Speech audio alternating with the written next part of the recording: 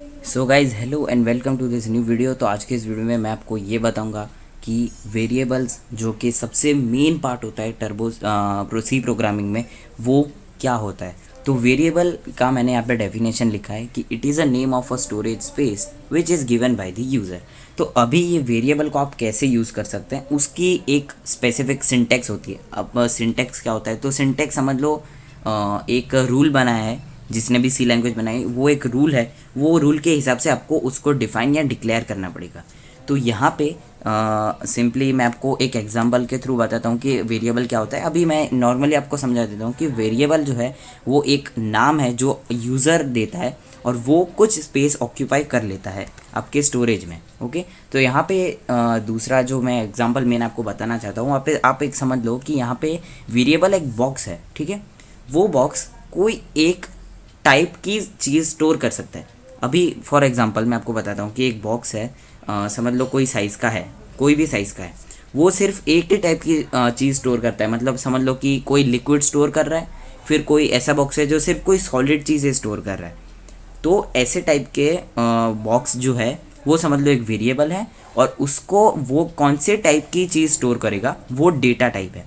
अब आप पूछोगे डेटा टाइप क्या होता है, तो डेटा टाइप सिंपली एकदम जो टाइप होते हैं, मतलब जैसे कि इंटीजर हो गया, कैरेक्टर, फ्लोट, डबल, तो ये सब डेटा टाइप होते हैं जो कि वेरिएबल उस डेटा टाइप पे बेस होता है। मतलब कि आप कोई वेरिएबल बना रहे हो, वो कौन से डेटा टाइप से एसोसिएटेड है, मतलब वो कौन से टाइप की वैल्यू स्टोर करेगा, क्या वो नंबर स्टोर करेगा या वो कैरेक्टर स्टोर करेगा।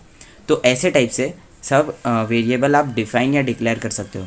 और तो अभी नेक्स्ट पार्ट हम देखेंगे कि यहाँ पे टाइप जो है वो लाइकली, मतलब मैंने लिखा है कि इंट, कैरेक्टर, फ्लोट, डबल ऐसे टाइप के हो सकते हैं, और वेरिएबल तो सिंपली नेम होता है जो यूज़र डिफाइन करते हैं। तो चलो मैं फटाफट आपको अपने देव सी प्लस प्लस एप्लीकेशन में लेके जाता हूँ, वहाँ पे मैं आपको अच्छे से समझाता हूँ कि कैसे वेरिएबल डिक्लेयर होंगे और कैसे डिफाइन होंगे और आप कैसे यूज़ कर पाओगे। सो गाइज़ यहाँ पे मैंने अपना देव सी प्लस प्लस ओपन कर दिया, और यहाँ पे मैं अभी सिंपली एक प्रोग्राम लिखता हूँ फटाफट कि इंक्लूड स्टूडियो stdio.h, और फिर मैं यहाँ पे लिखूँगा इंट मेन, ठीक है, जो हमारा मेन फंक्शन होगा। तो अभी मैं क्या करूँगा, मैं 3 डेटा टाइप डिक्लेयर करने वाला हूँ, इंट, फिर वेर इंट, समझ लो मैंने इंटीजर का जो वेरिएबल है उसका नाम वेर इंट दिया है। फिर मैं समझ लो यहाँ पे लिखता हूँ वेर कैर, मतलब वेरिएबल कैरेक्टर।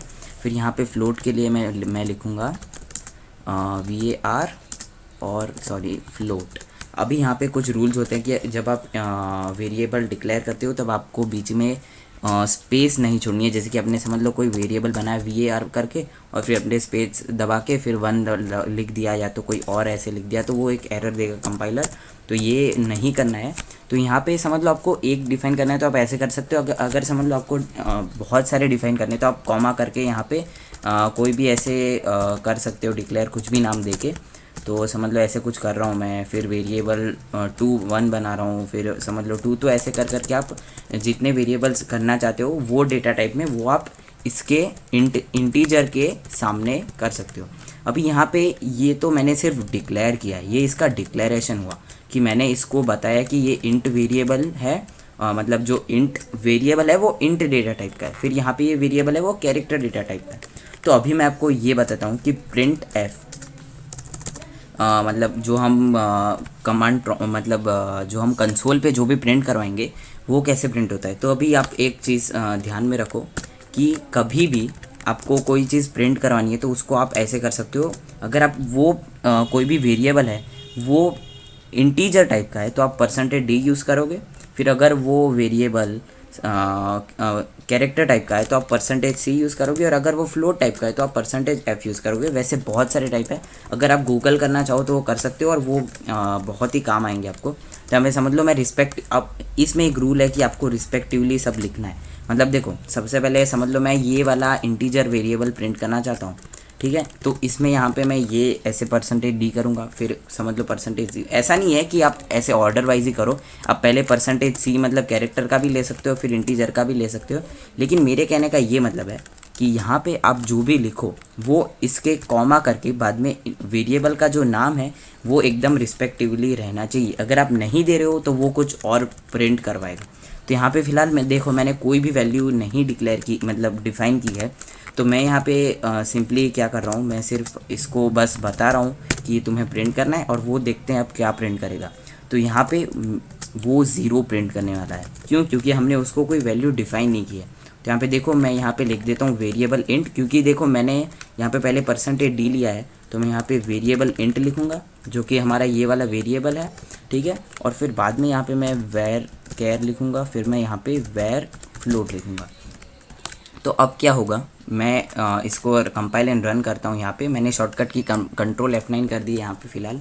तो यहाँ पे आप देख सकते हो कि यहाँ पे इसने क्या किया, इंटीजर जो है वो 0 प्रिंट हुआ, कैरेक्टर के जगह पे एक स्पेस आ गई और फ्लोट में 0 पॉइंट फिर 6 बार 0 प्रिंट हो रहा है, मतलब पॉइंट के बाद 6 बार कोई वैल्यू आएगी। तो ये इसमें ये होता है कि आप जब डिफाइन नहीं करते हो तो वो बाय डिफ़ॉल्ट 0 या तो फिर कैरेक्टर होगा तो एक स्पेस मतलब दे देता है।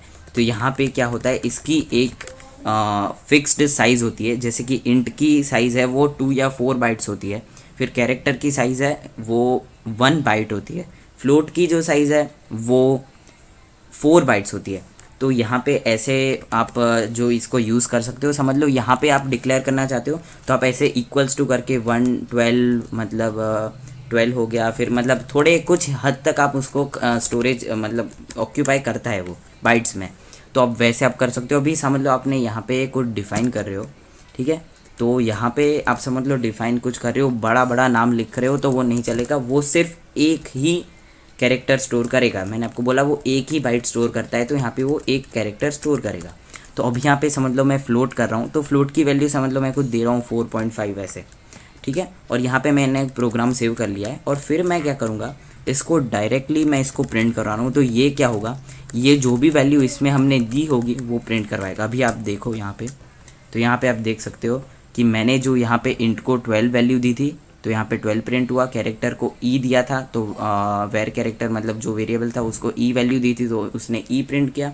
फिर आपने फ्लोट दिया था तो अपने तो वहाँ पे 4.5 और फिर बाद में 6 टाइम 0। अभी इसमें एक मॉडिफिकेशन हो सकता है, अगर आपको पॉइंट के पीछे सिर्फ 2 वैल्यू चाहिए तो आप 0.2 लिख सकते हो, अगर आपको 4 चाहिए तो 4, 3 चाहिए तो 3 लिख सकते हो। तो ऐसा करके यहाँ पे फ़िलहाल मैं 2 लिख के आपको बताता हूँ। यहाँ पे देख सकते हो आपकी 4 पॉइंट और फिर बाद में 2 ही वैल्यू प्रिंट हुए, ओके।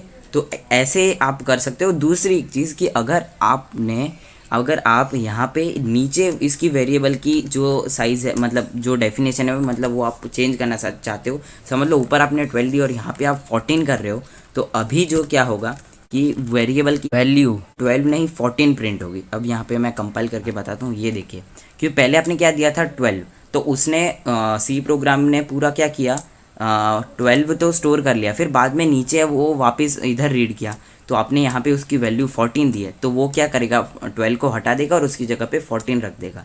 तो यहाँ पे ऐसे होता है। और आप वैसे ही वेयर कैरेक्टर को भी कुछ दे सकते हो। तो ऐसे जो है मैंने आपको बताया कि कैसे वेरिएबल यूज़ होता है। अभी इससे बहुत ही मस्त और अच्छे अच्छे प्रोग्राम बन सकते हैं और मैं आगे भी ऐसे प्रोग्राम बनाऊंगा, आपको बताऊंगा कि कैसे आप कर सकते हो। तो यहाँ पे फ़िलहाल वीडियो इधर ही एंड करते हैं कि कैसे वेरिएबल यूज़ होता है, कैसे डिफ़ाइन होता है और कैसे हमने डिक्लेरेशन की, वो आप इसका जो सिंटेक्स है वो याद रख लेना। और अभी आगे के वीडियो में हम यही वेरिएबल्स को यूज़ करके बहुत अच्छे अच्छे प्रोग्राम बनाएंगे। So that is it for today.